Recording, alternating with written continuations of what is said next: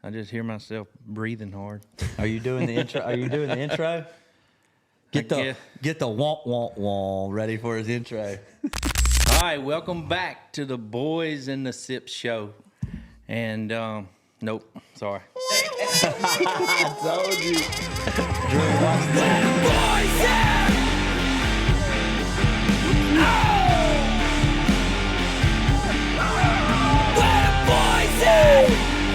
Come on, baby!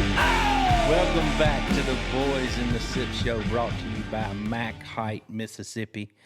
And we got us a great show today. We are in one of my favorite spots, Old Waverly, in West Point, Mississippi.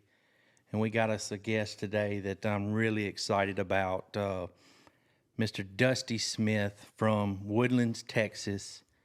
He coached he played at Lamar University, and he was All-American. Almost got the national title a few times individually, and his team was right there close. And then out of there, assistant coach at his alma mater, and then he went to Vanderbilt for 6 years, and now he's at Mississippi State. Been here for 6-7 years, and he's got him a good little team this year. And way we did this and got to him was we got two young bulls that we've had with us, Mr. Drew Wilson and Hunter Logan. They've been playing with us since Drew's been playing with us since he's been 5 years old. Kid. And, Hunter came along, and they are just such good kids. And obviously, Coach knows how to pick some really good kids, and we're excited to have him. And, Dusty, we just want to start off just kind of telling us a little bit about yourself, how you kind of came up in golf, and we'll just get into it. And we got a lot of stuff we're going to talk about, in recruiting and Mississippi State and all kind of stuff, man. We're just glad to have you, buddy. Yeah, thanks for having me. And I'm glad and honored to be on the show. Yes, sir. It's great. But no, I grew up in the Woodlands, Texas. Played baseball, and I swam a little bit competitively as a kid, and played golf as well. When I was about 12 years old, I took a ground ball to the nose, broke my nose. That's why it's crooked. And I looked at my dad and I just said, "Hey, you know what? I'm ready to go all in with golf." So my dad was a big part of, my journey in the game. And we used to go out to the Woodlands Country Club pretty much regularly. Yeah. When I got to about the 6th, 7th grade, I just started going out there every single day. Like, my parents would drop me off, and I'd practice with the other juniors out there all day long, and just fell in love with it. Was never very good. So going into my 9th grade year, I was 4'11", so was not tall, was a little bit chunky, didn't hit the ball very far, but I just loved golf. And, played some, got on my high school team. I actually didn't make varsity on my high school team till my junior year. And that's kind of when I hit my growth spurt. But my junior year, I got in the starting 5 for our high school team, and we had all 5 of us had D1 offers after my junior year. We won the state championship in Texas, which was a big deal. Yeah.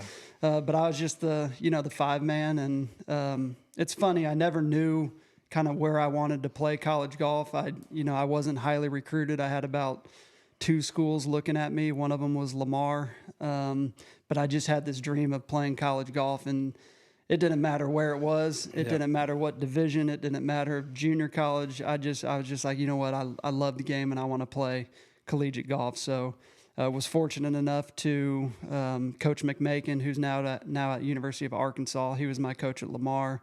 Reached out to me after my junior year summer and went on a visit there, and my only visit to go on. And at the time, Chris Stroud was a junior there. He was a third team All-American his junior year in college, and he kind of took me under his wing and was like, "Hey, this is the place to be." So I pretty much committed right on the spot, and that's how I ended up at Lamar. So quite a journey. Yeah. Oh, Chris Stroud. I got a funny story real quick with Chris Stroud. Me and we were in somewhere in Knoxville. Was it Knoxville? Knoxville, Tennessee, yeah. We're Monday qualifying, and for the nationwide, they put the pairings out. It's me, Will, and Chris Stroud, and we get to the tee box, and there's no Chris Stroud.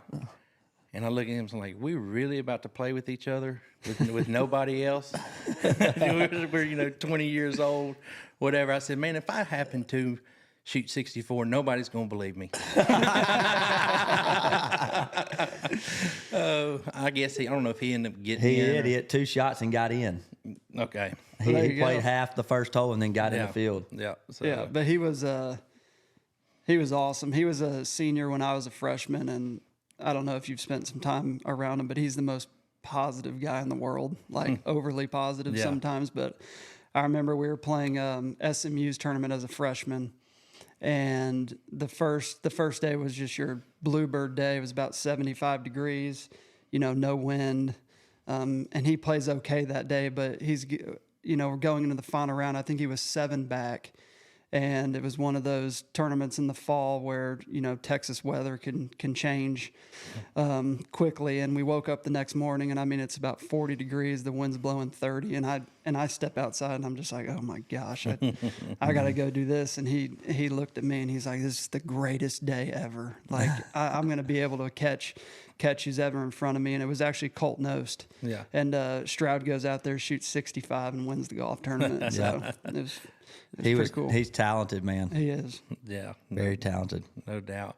Well, when you, after your career at Lamar, did you try to play any pro? When did you decide to get into coaching? Yeah, I did try to play. I played for about 2.5 years. And I would say probably about a year into it, I wasn't enjoying it. You know, I mean, you guys know how tough professional golf is, and you got to have, financial support to back what you're doing. And I had some of that, but at the same time, I would get into, I miss a cut and feel like I let some sponsors down, or, people who are helping me, try to, help me on this journey. And I got to the point where I was just kind of miserable, in the game, just competing. I loved college golf because it was team. Yeah. And it didn't matter, like, if I went out and shot 75 the first round, I still knew that I could help the team the final 2 rounds. And, I was always, pulling for the team and wanting our team to do well. So whenever I left college golf, it was more, it's just you. And you better have a really good support system. And I did have a great support system with my family and whatnot. But at the same time, you're traveling, alone, and it's just tough. You guys know it's tough, and you gotta love it. You gotta love that part and love that grind. So it wasn't about after about 2 years, I got a call from the current coach at Lamar asking me if I would come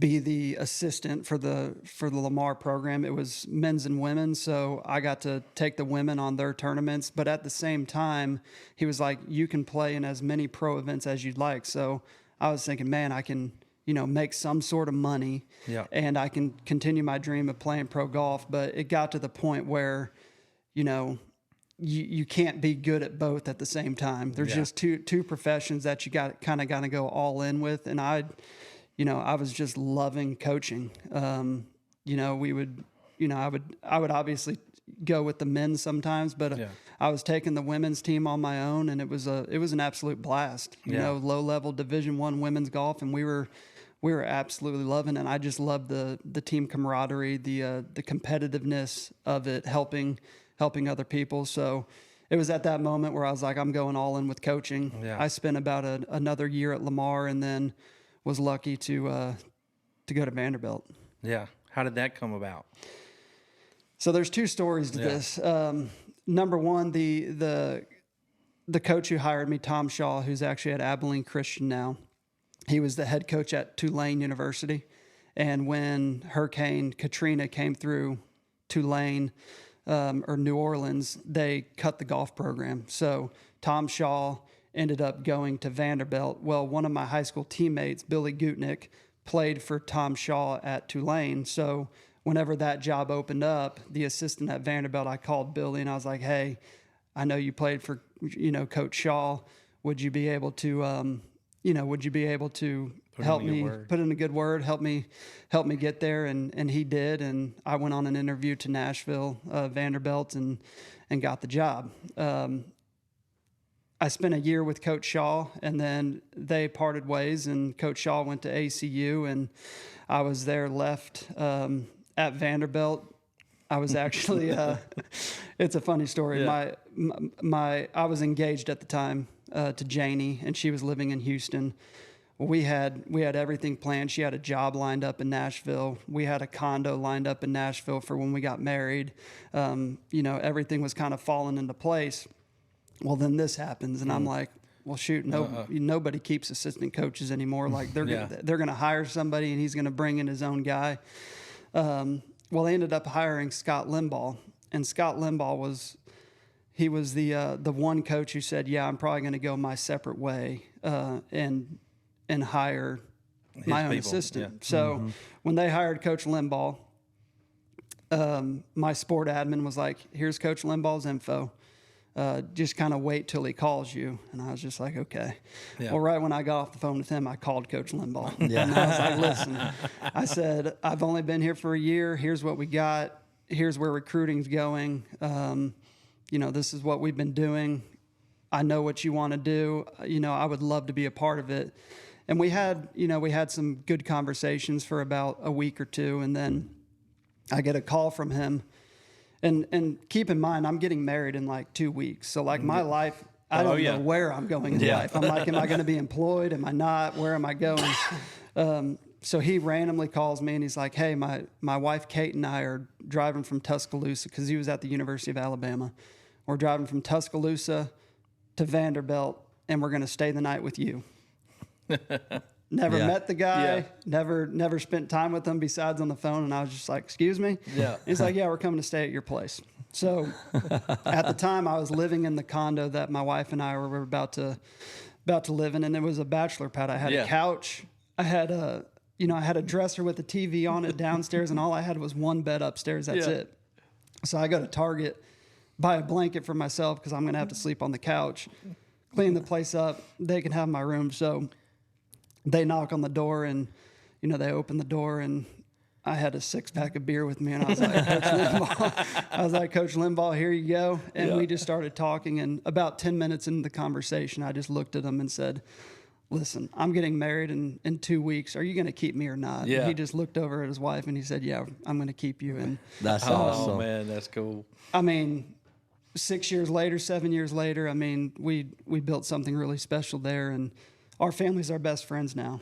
So it's funny how certain situations work out for the good. Yeah, I'm glad you made that phone call. Didn't listen. Yeah, glad I made that phone call. Whoever told you not to call him. That's right. Yeah, moral of the story: don't wait. Go get what you want. Never wait. And so after that, being there for 6-7 years. 6 years. And then coming to state, how did that transition? Yeah, so 2017, we had won the SEC championship at Vanderbilt. I got a call from Mississippi State right after we won the SEC championship, just kind of gauging my interest. Yeah. And Coach Limbaugh helped me. He helped me a lot through the process, and he always, because I had some calls earlier in my coaching career at Vanderbilt, and the piece of advice he gave me is, he said, don't ever take a job if you can't see yourself being there for a lifetime. Mm. And I kind of took that to heart. And so when Mississippi State, came open and they gauged my interest, I was, talked to Coach Limbaugh about it, and, being in the SEC, Mississippi State, like I was obviously going to be interested in it.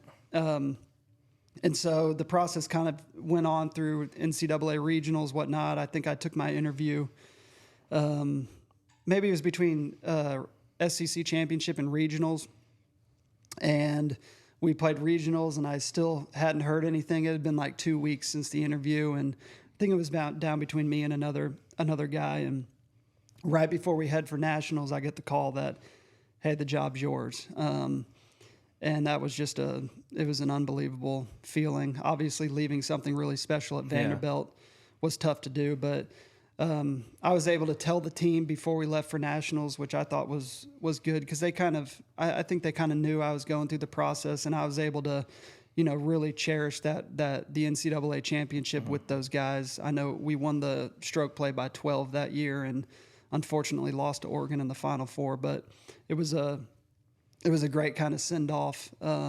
We had some seniors on that team, Matthias Schwab, who I'd been with for 4 years, and for us to kind of go through it together was pretty cool, and to end it the right way. But when I came on I had known nothing about Mississippi State. I had never really spent much time in the state of Mississippi, and when I came here and they showed me the barn, Mossy Oak, Old Waverly, campus, I was blown away. Yeah. And I kept telling people, like, man, this is the best kept secret in the United States. No doubt. doubt. It really is. It really is. I love it. I love it. I can come here and stay forever. I mean, these get you a cottage over here or a condo, these 2 golf courses. I mean, it's hard to beat. Like, if a kid comes here and you get to show them this, there's not many. I mean, there's a lot of good golf courses I know in all over the country, but this little setup is as good as it gets to me, to show a kid and say, hey, look what you can play, and look at what you got. That has to go a long way. Yeah, we're lucky to have it. Yeah. Yeah. for sure. What was the state of the team when you took over up here at State? How many kids did y'all have? What were they ranked? What was the position, or what were you left with? I think I don't know how many. All I know is I think there were 8 returning players, and we had 5 freshmen coming in, so we had 13 guys on the team. The year before I got there, I felt like they were competitive, maybe ranked 75 in the country. I don't think they had made regionals in a while, postseason, I think for 3 or 4 years. But I knew, you come in here and you had some talent on the team. You had Peng Pichaku from Thailand, who's actually on the Asian tour now. You had Garrett Johnson, who was a freshman turning into a sophomore when I got there, and then you had some guys, Austin Rose, Mississippi kid, Ross Bell, Austin. Mississippi kid, Jacob Ross. I mean, you had some guys, and I'm missing a lot. Taylor Grant from Texas, Taylor Bibbs was a big part of that first year team. But the biggest thing we did, Coach Ewing and I, who's actually now the head women's coach at Mississippi State, he was my assistant for 3 years, but we just kind of came in, and it was a little bit of tough love at first, but man, that year one team really bought in, and we were able to do some things that I didn't even think were possible. Making NCAA postseason that first year. I think we were ranked like 90th after 2 tournaments in the spring. So we were reeling a little bit, and then we kind of settled in on a lineup, and those guys finished the last 5 tournaments on fire, and we made postseason and gave it a run. So it was pretty cool. Yeah. We both know old Clay Holman, the one who's before y'all, and he was a player. Really good, man. Really good. Oh, he was my biggest competition growing up. We both amateur golf. I had one run against him. He had several, but at the Greenwood Invitational one year, I was leading going in the last round by 2, and he was playing with me, and he made eagle on the first hole, and never looked back. And just watching him play was unbelievable. And then one year, the state am, Will thought, I'll let you tell it, but when... Oh, yeah, this was back before leaderboards and phones and scoreboards, and we're playing Hattiesburg Country Club. I'm thinking I got a 1-shot lead over Matt Fast with 3 to go, and I look over on 18 green from 16 tee box, and I see him fist pumping. And my dad came up, he's like, you got a birdie the last 3. He just shot 64. I was, you got to be kidding me. I've been hitting iron off every tee back here thinking I'm coasting with my lead. And he clipped me. Yeah. Clipped me by 2. That was his first tournament back as an amateur. I remember because he had to, I think we all had to, they did Monday qualifiers back then for the state am. And he got his amateur status back and came in there and dusted everybody. Yeah, he could play. He could play. But nowadays everything's kind of changing with this NIL recruiting, and now we got some new rules coming into place.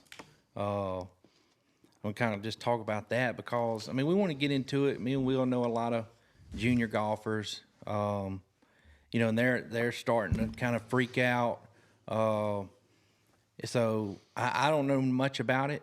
I know y'all are going to be cut to only 8 players.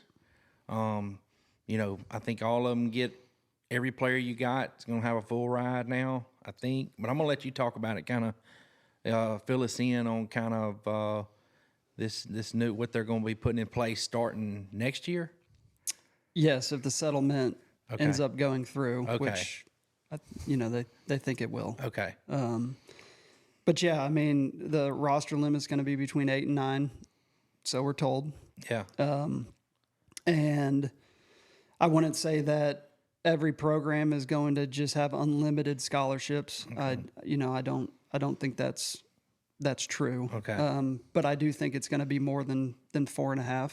Mm-hmm. So for example, if you have a roster limit of 8, some schools may be able to do 6, some may be able to do 7, some may be able to do all 8. It's going to be up to the university. So I think there are going to be opportunities for players to get more money. But the roster limits is tough. I've always believed in carrying a bigger team. We've had 12 on the team for probably, 5 years, between 11 and 12 every year. And the reason I like doing that is because I have to recruit a little differently here, I feel like. And a lot of what I do is, finding a player who is kind of at that, the teetering between, maybe mid-major and Power 4 or SEC or whatnot, and evaluating that player and thinking, hey, if he comes in our program and our system, gets around the right teammates, around the right coaching, has all the resources, the competitive environment, that player's going to get better. And I've relied a lot on that, developing the players and whatnot. So, it's a tough thing. Like, we have 12 this year, and we're going to be, down to either 8 or 9 next year, and you're having to have some tough conversations. Yeah. So, if you ask me, do I think it's good or bad? I don't know. It's like that Chinese proverb of maybe. Maybe. We'll find out, but I do know I'm going to have to adjust how I do things, and other coaches around the country are having to adjust, and we're just going to go with the flow and keep on going. Yeah, how will that affect your recruiting as far as how you'll look at bringing in high school kids versus maybe a transfer, or, word gets out, they may be leaving, or they're not getting somebody you know's pretty good that's not getting to play much somewhere else? How do you balance how you're going to go about that? I think roster spots are going to be extremely valuable now. Mm-hmm. And so you're going to have to really do your homework in recruiting. And when you make an offer to a kid, you better make sure that player can help you, because, whether it's 8 or 9, you've lost a lot of your depth, in my opinion. Yeah. At least we have. Yeah. Can't really miss much. Right. And so you're playing 5 guys. You usually travel 6 because we can bring an individual, and if you have 8, you only have 2 guys at home now, and then if one guy gets hurt, then there's just so we're evaluating everything now, and making sure that when we offer a kid that we truly believe that they can step in almost right away and help us. Obviously, the transfer portal has been tremendous for programs all over the country. It's been a big help to our program. It's been a big help to other programs, and it's something that I do like looking at, and I think right now in our top 5 we have Joseph Serra, who was a D2 transfer. We have Dane Ritchie this year. He was came in from Southern Illinois, and then Hugo Malcar from France. He was at VCU last year. So 3 of our starting 5 right now are from the transfer portal. So it's definitely different times. Yeah. Different times. But I noticed you did have you have 3 freshmen. So I mean that means you obviously have a lot of confidence in them coming in. We do, yeah. So Because they're going to take up 3 of your 8 spots, or I think it said 8 for SEC is what I read this morning. Yeah. So we have 3 freshmen coming in that I'm obviously excited about. Yeah. Well, what about so when these players come in and everything, you've done your recruiting, you've done your homework. How do you handle the coaching aspect of teaching?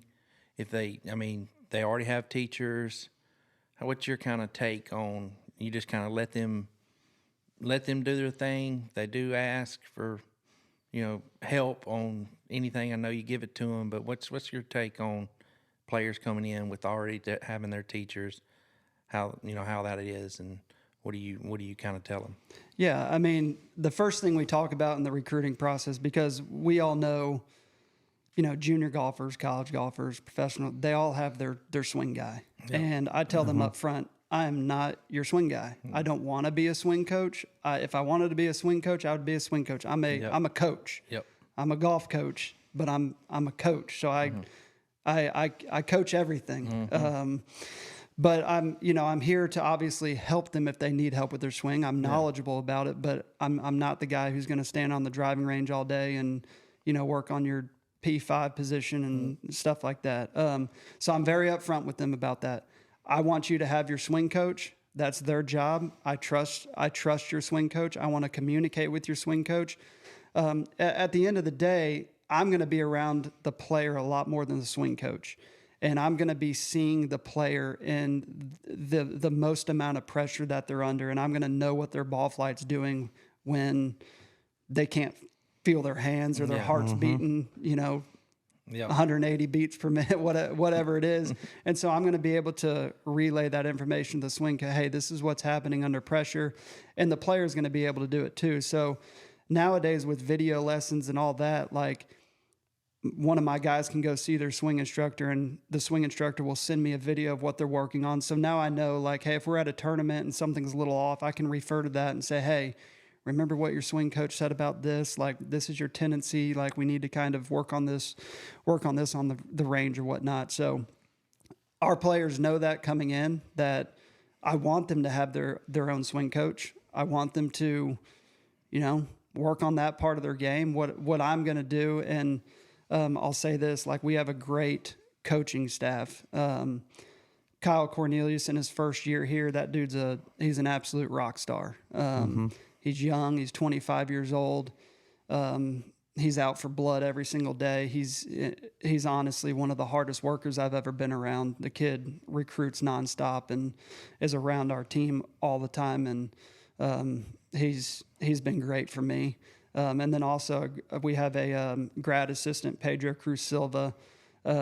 This is my first year having a grad assistant. He's been unbelievable, and he's kind of taken the younger guys under his wing and really, gone on the golf course with them, teaching them how to play. But that's what we do. Like, we want you to be competitive. We're going to hold you to a high standard in everything we do. You can talk to Drew about that. And we're going to spend time with you. A lot of the time we spend is going to be short game. I am pretty hands-on in the short game. Yeah. I feel like I am very knowledgeable in that. And Hunter said you were a par machine, and it kind of described your game a little bit. And I was like, seems like I bet he's got the best short game ever. It's pretty good nowadays, but I'm definitely not a good scramble partner. So don't be calling me for any scrambles. Well, that's what we got Drew and Hunter for. But no, I mean, that's what we do. And then a lot of what we do is training your mind. I think that's really important. We have a mental performance coach who works with our team, and then just getting out on the golf course and teaching guys how to play. Yeah.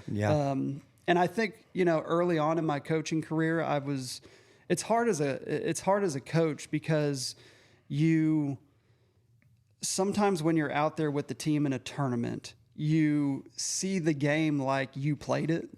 So like early on in my head coaching career, I'd be like, 380-yard par 4, and I'm like, dude, just hit a 2-iron and a wedge. Like, let's not overcomplicate this thing. But nowadays, I'm like, well, I kind of have to take a step back and say, well, that's what I would do. Yeah. Mr. Par Machine over here. Like, I'm going to be conservative and try not to screw it up. Yeah. But I've learned that you really have to know the guys' games and what they're good at. And, Drew's plan is going to be different than Garrett Endicott's plan, which is going to be different than Hugo Malcor's plan, whatever it is. Like it's very specific and based off their strengths instead of just me thinking, hey, you gotta play the game like I did. Yeah. I think that's one of the hardest things as a coach is to get away from how you played the game and how you were successful and get into, what each player is good at. Like Drew can hit it 350. Well, I hit it about 280. So there's a difference there.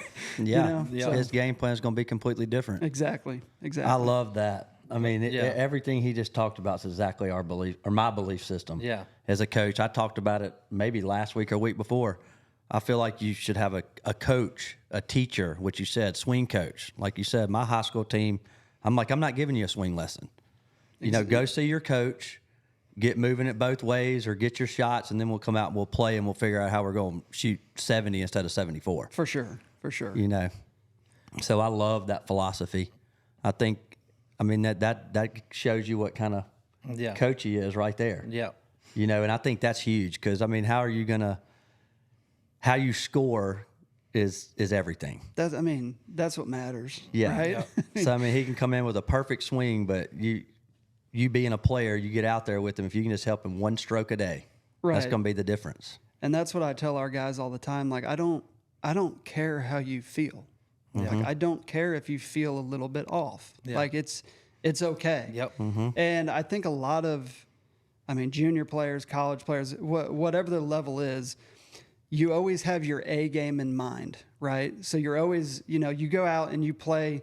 Like, if I go out today, I'm going to be thinking,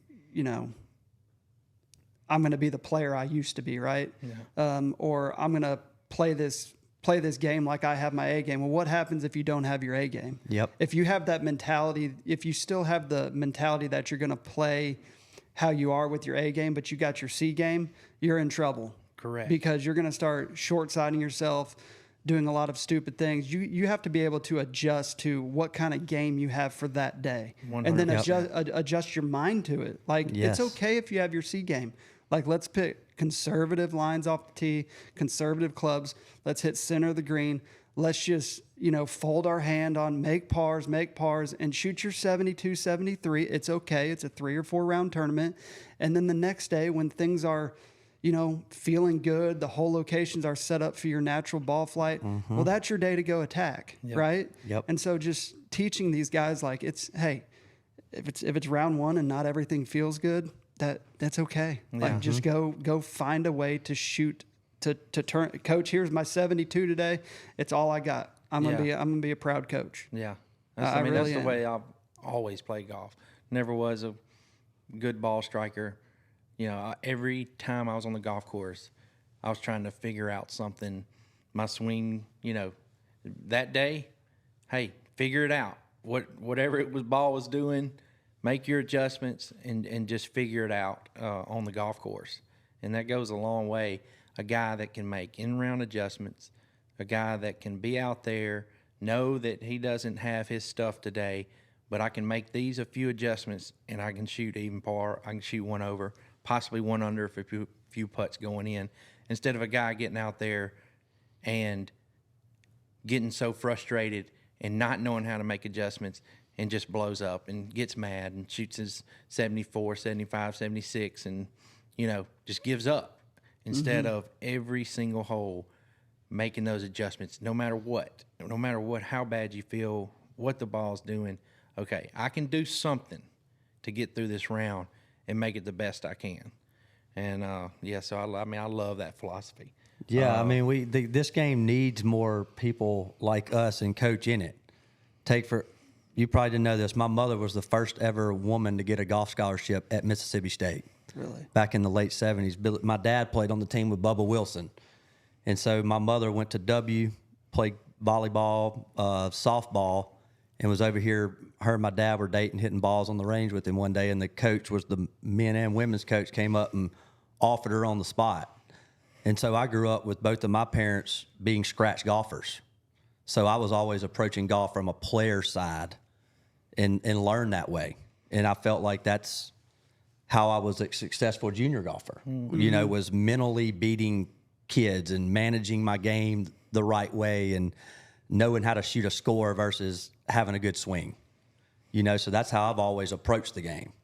And I feel like now everybody's a teacher. There's everybody's swing. You got all the Instagram, you know, all these coaches out there are teachers, I call them. Coaches is what I call us. Right. But I feel like that's it's just jumbling the game up. But, you know, if you get coaches out there that, you know, show a kid how to play, you can decipher through that and, you know, learn how to shoot a score versus having a good swing. Yeah, there's no doubt. You know, I see a lot of good swings all the time in this high school golf, but, you know, then you got your grinders out there that just always end up beating them. So what do you look for in a player when you're recruiting them? That's a great question. I mean, I think nowadays the player, I mean, you're looking for speed because that part of the game has changed a lot. So speed's obviously a big thing. I wish I was able to recruit today because it's about 50 degrees and the wind's blowing 25. Yeah. Mm-hmm. And I can learn a lot about a player and their ball flight on days like today. Yep. I don't, you know, if somebody plays good on a bluebird day and, you know, is able to hit the ball good, well, that's great. But if I go out on a day like today and I see a junior golfer being able to control his ball in this wind, being able to, you know, hold shots up against the wind, flight it, do different things with the ball, then that player is going to go pretty high on my radar. Mm-hmm. The ability to score the ball, and then I just look for, you know, and I don't always get it right, but just guys who are tough, like guys who can handle adversity, guys who, you know, they're not looking at their, you know, make a bad score and they're looking at their parents or, you know, looking over at the coaches like, what are they thinking about? Guys who can just, screw up and then just go to the next hole and look completely in control and get back in their process and their routine, and they're not worried about what other people are thinking. And, I think that plays a big part in it. A lot of guys that we've recruited are, you know, I've taken chances on guys who have the physical tools, but, you know, aren't very disciplined on the golf course. Give me those guys, because I think our coaching staff can coach how to play golf properly. Yeah. And, you know, it is a hard thing to do. It sounds super easy of like, dude, like, you know, if a pin is back right 3 off the edge, like you can't go after, like it sounds simple, but it's just not.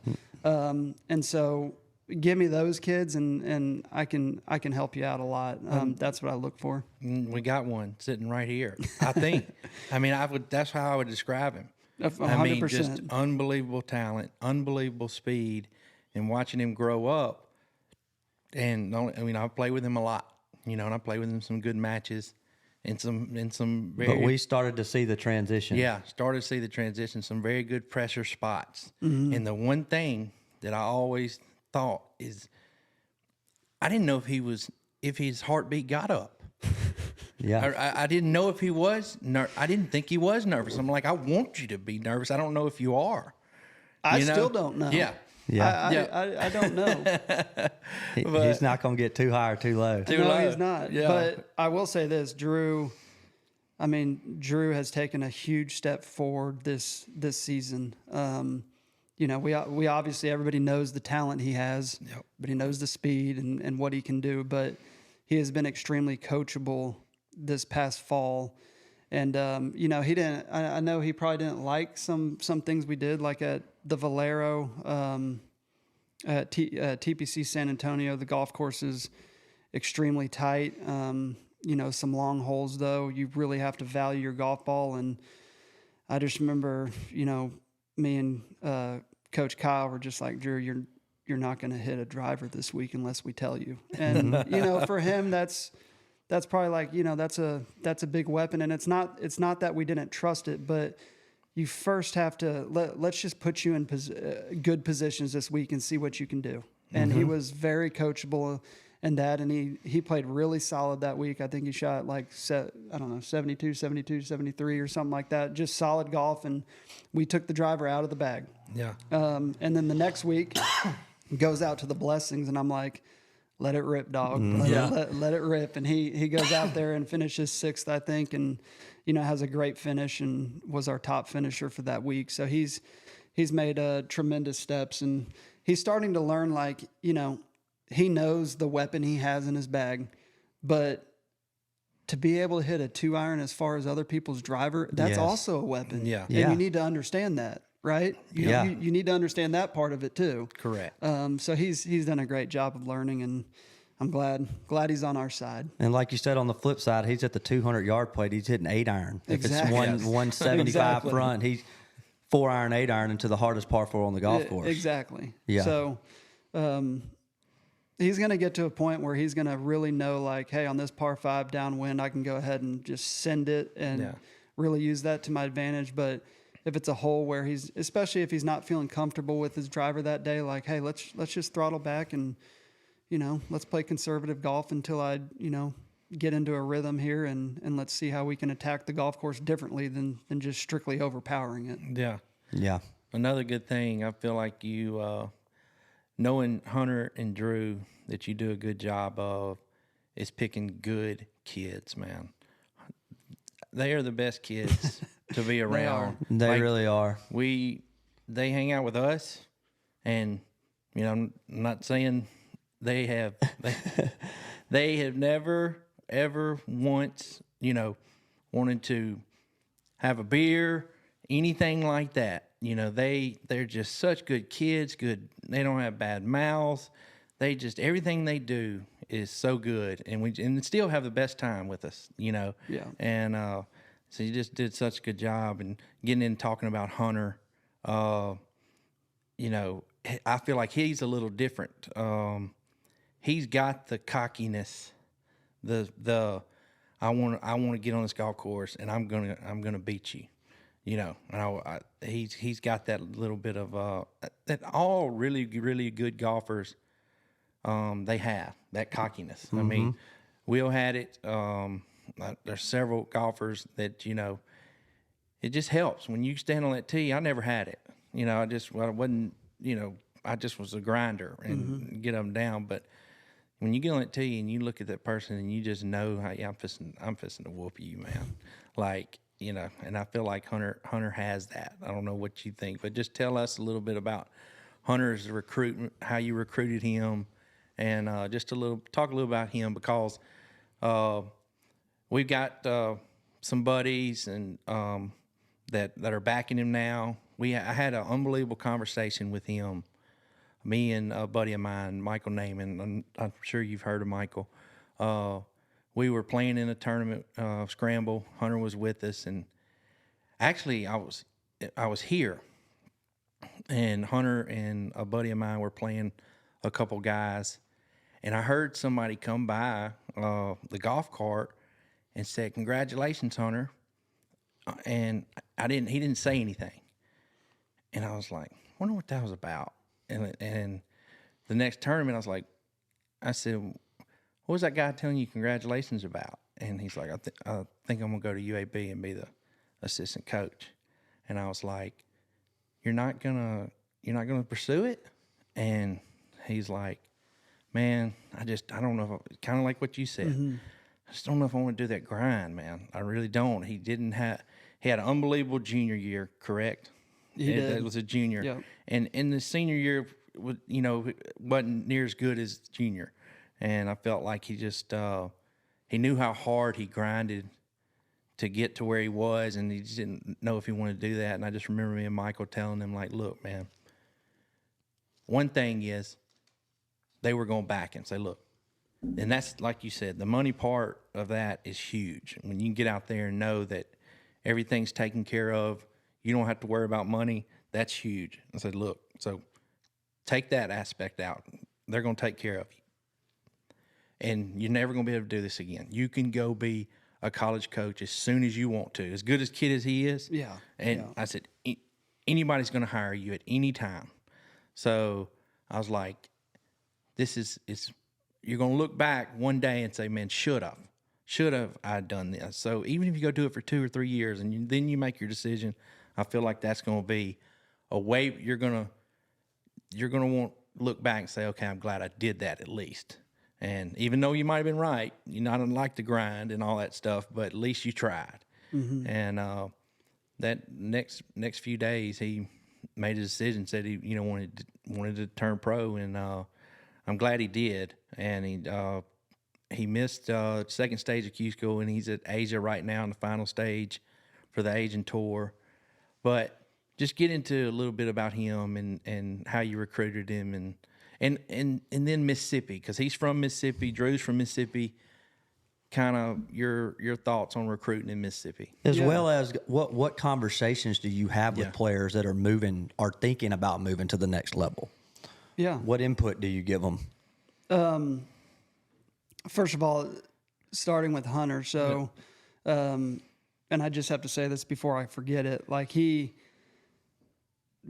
nobody probably knows this because he's such a tough. He's a savage, man. Yes. But his senior year, he was dealing with a severe case of plantar fasciitis, and he couldn't walk for legitimately. He won the Knoxville Collegiate, and then after that, the rest of the fall and early on in the spring, like he legitimately was in a walking boot, like could barely walk, and would still go, Coach, I'm going to play these golf tournaments, and would go out and, he would like Fallen Oak, the final tournament of our fall, his senior year, he shoots 65, and then the next day, once you walk on it, it's going to be hurt at like, 75, and then the final round, he's legitimately like dragging his foot around and he shoots 80, but I'm just like, nobody knows that. Like the kid was so tough.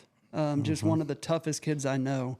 So I want to start off with that. And then the recruitment was, unlike any other recruitment I've ever. He said, get him to tell you about that. I've ever had. So the first day on the job here at Mississippi State, we had an elite camp with the women's team and men's team. So myself and then the head women's coach were working the camp, and Hunter Logan was at the camp. And I had never heard of Hunter Logan before in my life. Like I had just, I'm fresh off from Vandy. Like we were recruiting at a really high level there. Get down to, this one day camp, and there's Hunter Logan, and he was probably the only, decent player at the camp. Yeah. And I just kind of took a liking to him. Like spent some time with him, helped him on his putting stroke. But I just remember he had like I don't even know what kind of golf bag he had, probably like a Top Flight golf bag, and just like a mixed bag of clubs. And I'm like, so I just started asking him questions like, do you play a lot? And he's like, yeah, I play a little bit. Like I'm playing in the, some SJGT in Oxford, and then I'm going to play in the Bubba Conley and then the state junior. And that was it. Mm-hmm. I'm like, okay. And so we drive out to the state course because we had a little 9-hole camp tournament there, and he plays the 9 holes, and I remember hitting just kind of low big draws, and I'm like, this kid, he's decent for a camper, like pretty good for a camper. Yeah. And that was the last I heard of him, right?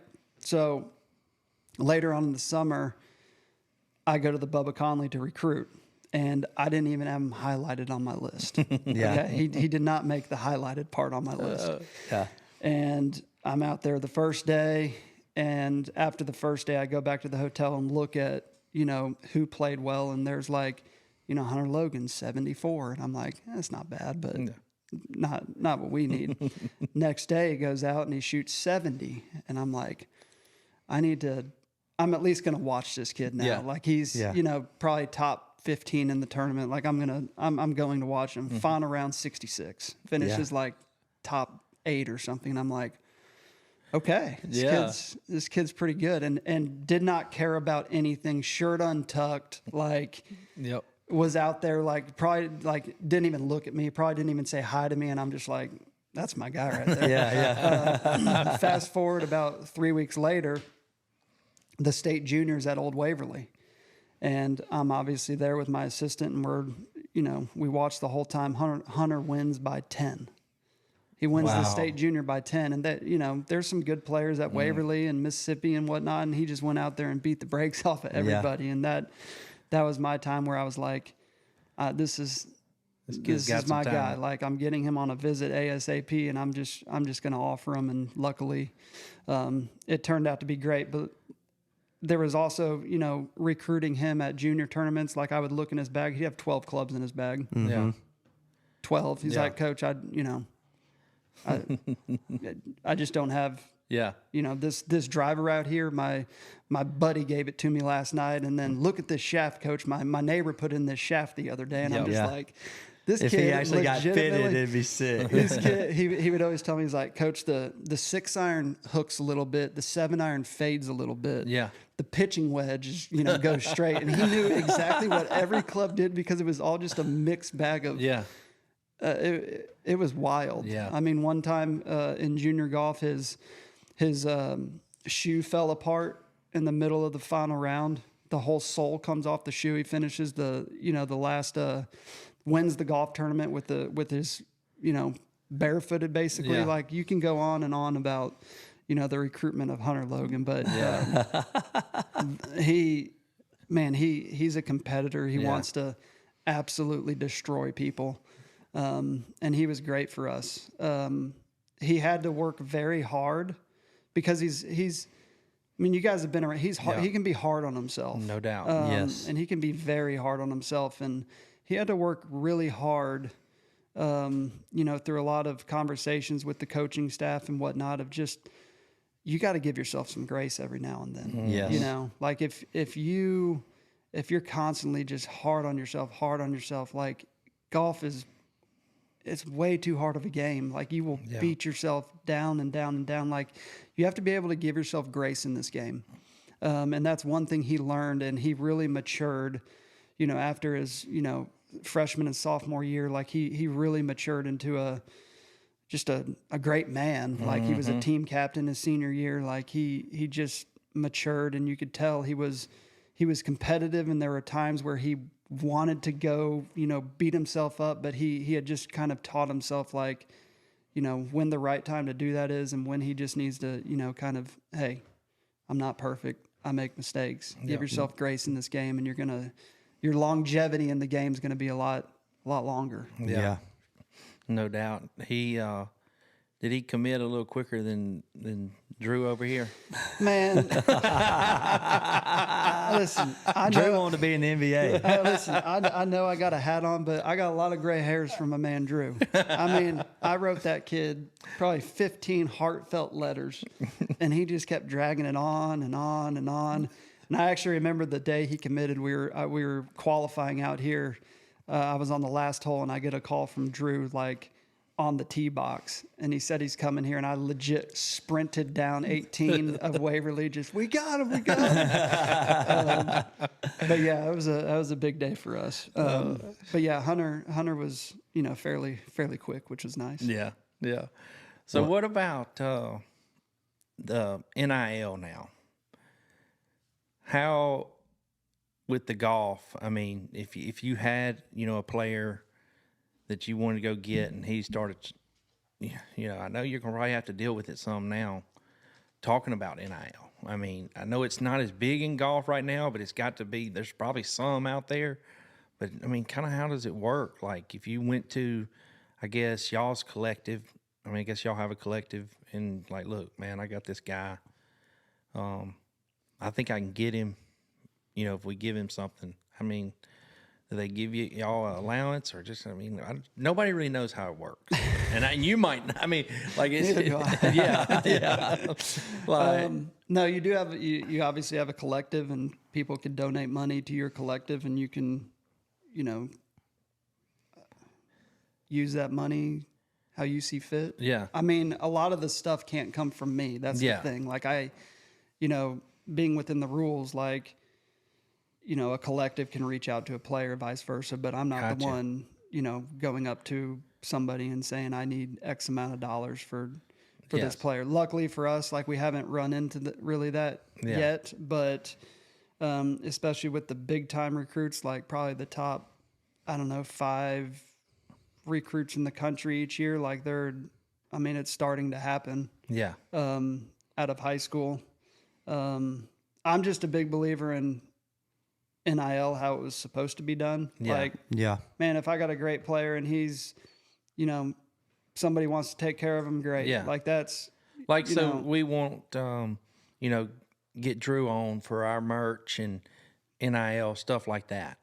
I mean, we could, companies or, the boys brand, Yeah. hey, we want to give Drew this amount of money. He's going to wear some of our stuff and post it in his Instagram and TikToks and things like that. Yeah. Yeah. And all he would have to do is fill out a form from compliance and voila. Yeah. So we would actually, like Boys Brand would actually contact the Mississippi State compliance and say, this is what we want this to go toward. Drew would. Drew would? Don't they have an I app? really like, Yeah. from my point, I just tell the guys like, hey, if you ever have any NIL deals, Yeah. you need to run it through compliance. Yeah. That's as far as I go with. Yeah. Yeah. I'm pretty NIL. sure it's they have an app and Yeah. you put up a contract, they send it in. It's not hard. It's not hard to do, and we're gonna start doing some of that, and hopefully get because we're golf and help some golfers and wear some of our merch and give them a little bit of pocket change, walking around change. I love the merchandise. That's great. I appreciate it, man. We brought Coach a bunch of merchandise and Drew. So we're going to go out later on, go out to Mossy Oak and do some fun stuff wearing it. And I think we're going to do a little challenge. I think it's 5 of us going to start and do we got me, Drew, and then who else is coming? Henry, Avery, and who else? We got a girl golfer from state and one of his teammates, and it's survive in advance, and we're gonna have a good time. I saw. Love it. I got a question for you because obviously we're big Mississippi boys. We both grew up in the Delta. I grew up in Greenville. Rodney grew up in Clarksdale. And when we were coming out of high school, I'd venture to say Delta State, where you went, as well as Meridian Community College, maybe even Northwest Community College, had just as good or better teams than Ole Miss, Mississippi State, and Southern Miss. None of us had facilities. I guess Old Waverly, Mississippi State had Old Waverly. I think VJ was he up and running yet? BJ was. See, when I got out of college, It was pretty close to about that time. Yeah, it's probably around 2007, 2008. I think BJ somewhere. So around essentially, I'm coming out of high school as a top 10 recruit in my class, and I mean, my granddad was an All-American football player at Ole Miss. My parents both played at State, but I grew up as an Ole Miss fan, still am. But it really wasn't an option per se. If you were a top player, you wanted to. Ole Miss had 25 guys on the team. State was reeling. I mean, Southern was, not doing very well at the time. So how do you view Mississippi kids? Are you big on trying to keep kids in state? How do you weigh your in-state kids versus out-of-state kids when you're doing your recruiting? Is it something that's, a higher priority for you versus I'm just going to go get the best players? It's one of the biggest priorities is obviously to keep the best, players in the state of Mississippi, in Mississippi, at Mississippi State. That's the goal. Yeah. Because right now we got a lot of really good junior golfers in Mississippi. We do. And I coach high school golf, so I didn't know Yeah. to the last couple of years, but I'm like, my goodness, man, we got 25 kids, seventh grade or older that can play. Yeah. If you look back at, starting with, and I'm sure I'm missing out, but when I got here, we were recruiting Cohen. Great player in the state of Mississippi. Yeah. Then the 22 class was Wells Williams, great player. Yeah. 23 class, you have Collins. 22 class, you also had Drew. There's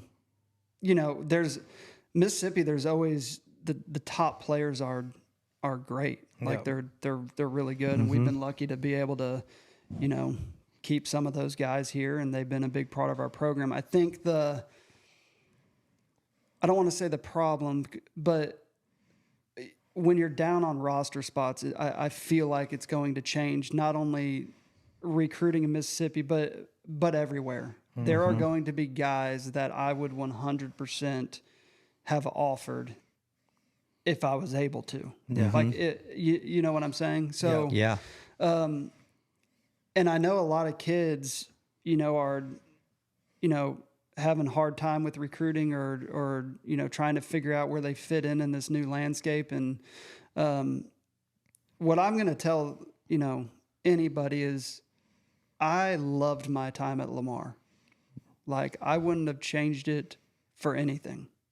Like, if it was University of Texas, like, looking back on it, like, I went to the right place for me. I got great coaching. I got to play in every tournament. I was around Chris Stroud, Sean Stephanie, Davy Vanderwalt, Casey Clendenin, Justin Harding, all these guys that played tour, Andrew Landry. I was around phenomenal players and got better and had great coaching and was able to play right away. Yeah.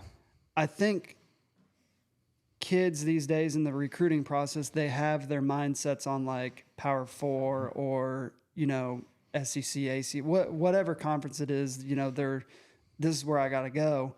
And it's just not, it's not necessarily true. Like, if I had any advice for anybody, it would be go where you're wanted, go where the coaches are going to make you better, go where you're going to be pushed by your teammates, but you can earn your way into that lineup. And the only way you truly get better at this game is by playing this game. No doubt. So if you're sitting on the bench for 4 years and you try to go play pro golf, like, that's going to be tough. But if you're throwing yourself in the arena day in, day out, failing, learning from that failure, learning how to play golf on days like today in competition, like, that's the only way you're going to get better, in my opinion. Correct. So anybody who, is nervous about where this is going, like, at the end of the day, I would just encourage them to go somewhere where you can play. And it's going to end up, it may seem like a negative thing right now, but I would bet, by the time you're done with that experience, like, you're going to be like, man, I'm glad I went to that school. I was able to get better, give myself a shot at it. Yeah. And that's what happened to me. And if you go, to a Division II or wherever, and you get there and you prove yourself, say, hey, transfer. For sure. So you have that option now. It's not like, hey, don't just put all your eggs in one basket saying, I want to play SEC or, like you said, Power 4. Hey, I can go here. They have a great program. I might want to stay there all 4 years, but I can get right in the mix. And like you said, golf, even though college golf is team, it's still individual. And if you prove yourself, and then these other teams will look at you, and if you want to transfer, you can transfer. So don't just, to these younger kids, especially now, don't put all your eggs in one basket or get discouraged because you didn't get an offer from State or Ole Miss or any school. There's a lot of good programs, like he was saying. Delta State. I played at Delta State. It was so fun. We were number one in the nation. Got to travel all over the country. Had the best, just the best time. Just like you said at Lamar. It was just, I can't describe how much fun I had with those guys and being on a team and playing and traveling and getting right in the mix. I could not have. I probably at the time, like he said, at Ole Miss, they had probably could have walked on. He let everybody walk on. Yeah. But I don't know if I'd have played or what. He told me he can't tell anybody that they can't play golf. I said, well, you need to go coach high school golf. I did. That was the last words we said to each other. Yeah. And then you went to North Carolina. How'd you make your decision going to North Carolina? Well, we had a guy from Greenville. His name was John Magoo, who played up there with Davis Love III in that group. And so John was like the known biggest player to ever come out of the Delta in Greenville. Played in a couple U.S. Opens, and so he'd come home 2 or 3 times a year, give me some lessons and stuff, and he was always raving about North Carolina. You'll love it. You'll love it. It's just like Oxford. Trees, beautiful campus. There's so many girls. You're going to love it up there. Just please go visit. And so I just put it as one of my 5 visits, you know, along with Ole Miss, LSU, and UNLV, and Notre Dame is kind of who I knocked it down to. And at the time, Casey Wittenberg and I were the same age out of Memphis, and we played a lot of regional stuff together. So his dad was an All-American at LSU, so we were going to do a go to LSU together deal. Yeah. Well, he changed his mind last second. Oklahoma State opened up, gave him a full ride. So he was out, which, you know, LSU didn't have a very good team, so I was narrowed it down to pretty much Ole Miss and North Carolina. Yeah. And I went up there to visit. They were one of 6 or 7 schools that had the golf house. They had their own golf course, Finley. You know, it was unbelievable facilities. Yeah. And so, you know, me coming out of high school, all I wanted to do was play pro golf. Yeah. So, you know, I went up there and visited. Coach is sitting down. He's like, hey, he was a hands-off guy. He was, do your own teaching, do your own stuff. If you need my help, let me know. We had one qualifier. He handpicked the team. I loved that. I kind of liked his philosophy. So I went up there and, you know, like I told him at my visit, I plan on being here 2 years and rolling out. Yeah. Well, I made it a year. You got it a year. Yeah.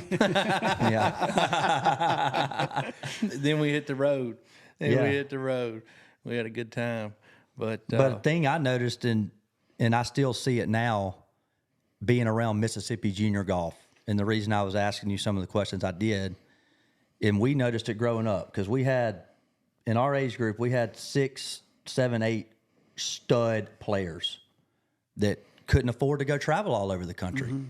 You know, Beck and I would go with each other's parents, you know, to go play AJGAs. And everybody else, I'd come back from an AJGA and they're like, man, you know, good job, you know, finishing 2nd and 3rd. I'm like, shit, it was way harder winning the Mississippi tournament 2 weeks ago than it was going out to Georgia playing against half of Ledbetter kids and Dave McClain at the time. You know, half the field, the kids weren't even any good. They just got in because of who they knew. Mm-hmm. And you see that now. I mean, I'll call and have conversations with AJGA. I'm like, how do I get a kid in a golf tournament?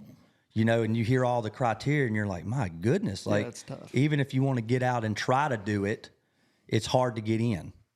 And so they can't afford to get out and do that, you know, national events. And, you know, these kids don't got the kind of money. Golf's expensive. People don't realize, I mean, golf is freaking expensive. I remember when I stopped playing professional golf and I had to go buy golf balls and gloves and go buy my own clubs and stuff. I was like, my gosh, man, I don't know how much I really want to keep playing golf. Exactly. You know, like, it's going to cost me $5 to kick it back up again, you know? It is, man. It's an expensive hobby. It's a good one, though.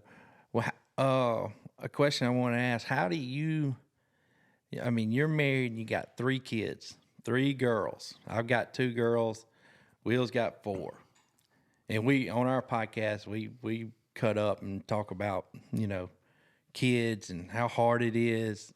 I mean, how do you juggle? Because I know being a college golf coach, I mean, you're gone a lot when it's in season and stuff like that. So I know, obviously, you got a good support system, but having 3 girls, and I'm a girl dad. So just to talk a little bit about your girls and how you kind of juggle and how that is. Yeah, I mean, I got a great wife. I know that. You got to. Yeah, you got to. She's the real MVP. Yeah.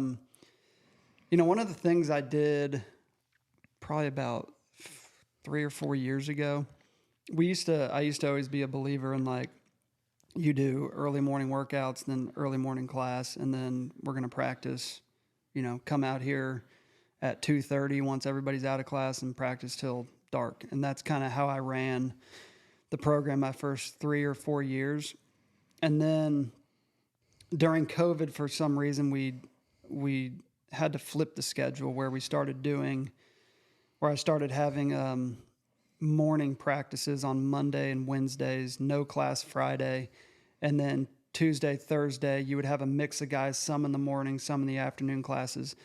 And so after doing that, it gave me this like flexibility where, on Mondays, our guys are out. Let's say we have practice from 8 to 12 p.m. And then some of the guys don't have class till 3, so they can stay out there, an extra hour or two if they want to, practice even more. But I'm able to actually be present at home now, at least for dinner and putting the kids to bed. Whereas before that, I was like, hey, I'm not going to be home till, especially if you qualify, in the fall, like if you were teeing off at 3, you're not going to be done till 7. And then you have to meet with the team, and some guys want to talk and ask questions and practice more after that. So you're not home till, 8:30 or 9. And once I made that change, it changed a lot around the house of just me being more present, when I'm home, getting to spend time with my kids and my wife and whatnot. So that's been really helpful. And then we're lucky to have a recruiting dead period. So from Thanksgiving to January 1, we can't do any recruiting. Whereas, 5, 6 years ago, I don't know, maybe 10 years ago, we would have to go to all these holiday tournaments, the Jones Cup Junior, the Doral, Junior Orange Bowl, all these things over the break. Now we can't. So I really used the time basically from the end of our tournament, our fall season until January. Like that's we're still going to do some individual practice and work within the 8 hours. But that's my time to kind of decompress and recharge the batteries, be with my family, prioritize them. And, I look at this time that we're in right now as like my summer vacation. Yeah. It's kind of, it's not, it's my time where I can spend a lot more time with my family. Yeah. That's a perfect time, holidays and being with your family. So that worked out pretty good. How do you, so through this little stretch, which we know down here, this is about the time. I mean, we get some good weather. Like Drew said, he's going to Miami to play in a tournament. Do y'all sit down? Do you try to say, hey, there's a tournament here. Do you want to go play in it?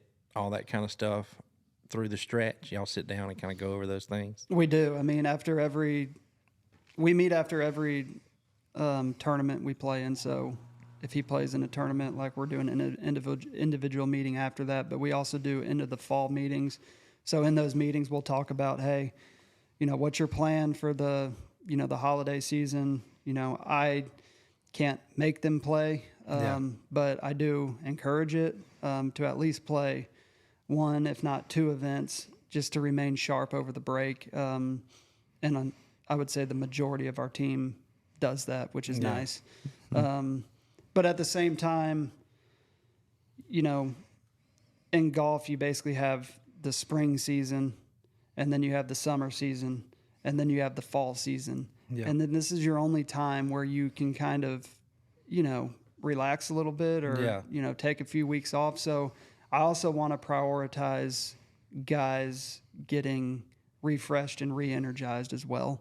Yeah. I think that's really important. That's something that I wish I would have done. But I was the type of guy, like, I'm going to be out there every day. Yeah. Doesn't matter what the weather is. Doesn't matter if it's a holiday. Like, I almost felt guilty if I didn't practice. Like, I don't want them to feel that. I want them to say, hey, you know what? It's okay to take a break every now and then. And you got to shut it down. It's too tough on you mentally. It really is. If you're thinking correctly out there, then your mind should be shot at some point in golf. Exactly. Yeah. So, that's kind of how we handle the off season. Yeah. Anything else you want to talk about? What golf? sort of mental training do y'all do with a player? We work with our mental coach. His name's Phil Shomo. He's based out of Hilton Head, but he comes in, 3 times a year. He does tremendous work with us. He does a great job of getting to know these guys one-on-one and, knowing them on more of just a golf, relationship. But he'll do things from the, breathing techniques, how to visualize properly. He's great at coming up with practices that actually challenge you mentally. When you're practicing, when you're on the driving range, You know, you'll see especially young freshmen come in there and they're just beating ball after ball after ball, and there's no like thought process going on in that. So he really hones in on that.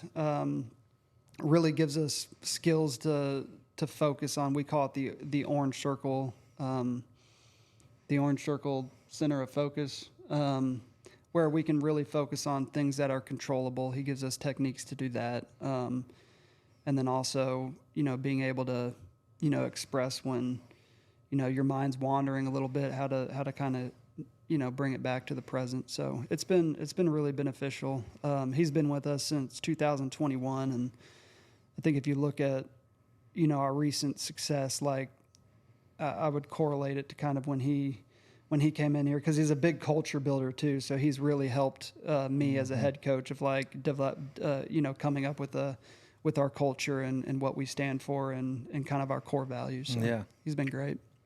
That's good. Now, I feel like that the culture's, I mean, you can feel it because you hear it living in Mississippi. I mean, just Ole Miss State right now is, I mean, it's a place to be. Yeah. I mean, to it's think pretty- that we're this highly ranked in so much stuff is crazy. I mean, for y'all to both be in the top 16 right now is impressive. Yeah. And the state has put out some unbelievable women golfers. They have, haven't they? The girl that, what was her name? Allie? What was her name? The one? Allie McDonald, now Allie Ewing. Okay. Which one? Did she just retire? One of them? Allie. Okay. Yeah. I mean, she was a stud. Isn't she from New Albany? Where's she from? I have no idea. Fulton. Fulton. Yes. Fulton. And Yep. she's married. She's married to my former assistant, who's the head women's coach at Mississippi State, Charlie Ewing. Okay. Yeah. All right. Gotcha. And, So- there's one now that's here that's really good, isn't it? You have Julia Lopez Ramirez, who Okay. Just made it through Q turned school pro and yesterday, right? Just got Hunter? her tour card. Yeah, shot 64 the last day. And then Yeah. I know Avery Weed has been playing some really good golf. So it's been fun. It's Yeah. been fun seeing their success and you know, being around them. And I feel like we feed off of each other. But It's you know, good. it's cool to see the whole state. Like Ole Miss is obviously doing some things, you know, really well. And Coach Malloy is a good friend of mine, and I respect how he runs his program. And Yeah. I know a lot of their players, and they're a great bunch. So it's been fun to kind of, you know, see the success of all the programs. Yeah. It's going to be fun for y'all this year, really competing, you know, with them. They're holding, I guess, the number one spot now, but that'll push you and push your players this year. I mean, what are some of every y'all's day. goals and expectations going into the spring as a team? Yeah, I mean, kind of our team slogan this year is San Diego Standard, and the reason for that is the national championships in San Diego. So everything we do, we compare it to a national championship standard. Yeah. Whether that's workouts, whether that's our preparation, how we practice, qualifying, tournament play. So it's been really easy, you know, for me to be able to hold these guys to that standard, because it's national championship or bust mentality. Yeah. Right. Yep. And so that's what we're going for. Like, we want, you know, our goal is to be in San Diego and to compete for a national championship. That's what we're focusing Just on. get every into the single match day. play and let it happen. Yep. Hey, I mean, you got to get there, and then once you're there, you know, Anything can anything happen. can happen. That's our mentality of, you know, why not? Let's go.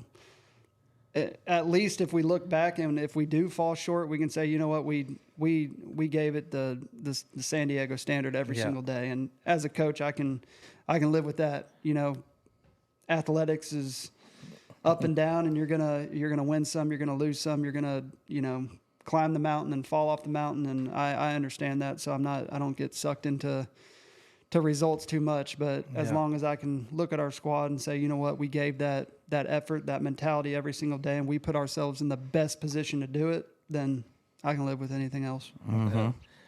Well, Coach, you know, we're big college football guys, and I figure we're going to end this thing. We're going to talk about the playoffs, and I just going to try to get your predictions. Kind of who you think's going to win it. Do you like the 12 that got in? And just anything, you know, you want to say about the playoffs, but who who's your team that you think is going to win it, and kind of go from there. Well, my obviously Mississippi State's my team. Yeah. I'm also a Michigan fan though, so Okay. reigning national champions. Yep. Beat the Buckeyes, which was Beautiful. Oh yeah. just How so they get a beautiful. home game is a joke. My wife and her whole family, legitimately, entire family Yeah. has gone to the University of Texas. So Okay. hook 'em. Okay. That's who I'll. That's who I'll be pulling for, out of respect for them, and hope to see. That's a good pick. Yeah. I mean, I see a lot of people picking Texas. I just don't, their offense, I mean, their defense could win it for them, no doubt. But you got to be able to score. And I just haven't been impressed with their offense. And obviously they weren't able to beat Georgia out of 2 times. It's hard to beat a team 3 times. So if that matchup does happen again, we'll see. I mean, But- just think because they can play each other in the championship game. Oh, So yeah. if Texas and Georgia play, that means Texas beats them. They're the national championship, and they go 1-2 against them for the year. Yeah. That'd be something. That would be crazy. We're going to do a playoff podcast probably next week and really get into it because both of us are just, and a lot of the country. And it is the first year of the 12-team playoffs. So I'm sure there'll be some adjustments and all that kind of stuff. There's going to have to be. If you were to say, look at this 12 teams before the season and thought this would have been the 12 teams, you're like, no way. No way. No way. Yeah. And then how it lines up. I mean, why you would get a bye for winning your conference championship, I don't understand. I mean, you win your conference championship in basketball, doesn't give you the number 1 seed.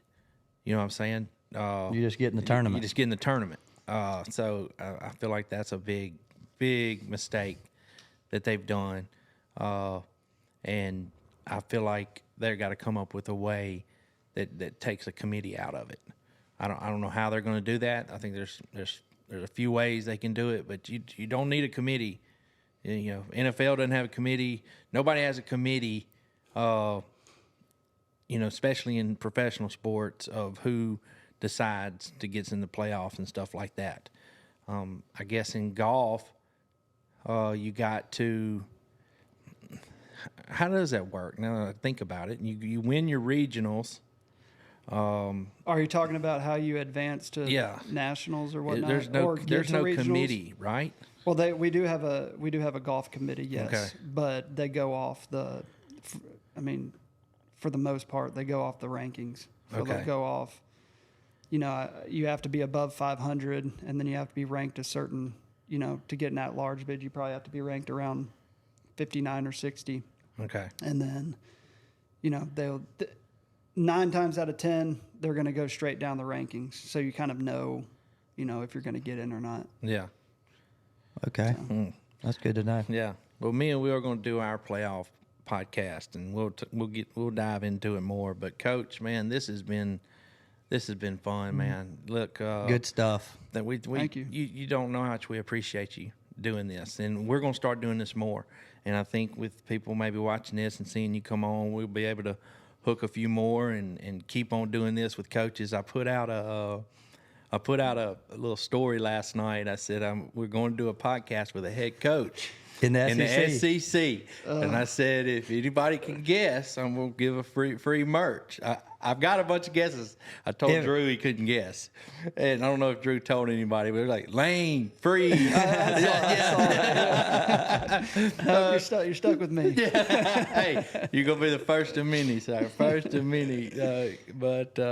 Man, this has been awesome. Like I said, we're at Old Waverly in Mossy Oak. Such a beautiful place, and We appreciate you, man. yeah, Forever a fan Absolutely. now. Love your Absolutely. philosophy. Yeah, Thank you very man. much. I will definitely be catering kids in this direction. yeah, no I'm doubt. all about a coach that's going to teach kids how to play the game.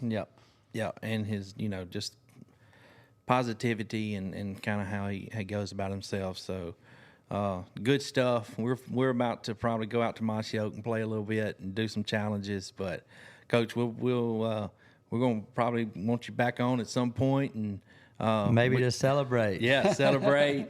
We'll hopefully we can get Drew to come on instead of just being the peanut gallery today.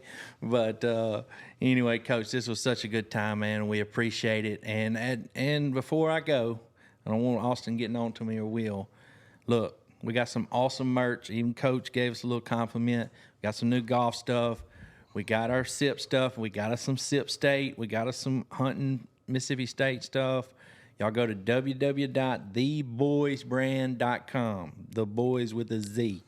He's gonna flash it up. You don't gotta say the Z. Yes, I do it on purpose just to bother him. Coach, good luck. Yeah, Thank man, you. good Thank luck. you. Thank you guys for having me on. I Yeah, appreciate man. it. Appreciate Absolutely. you. All right.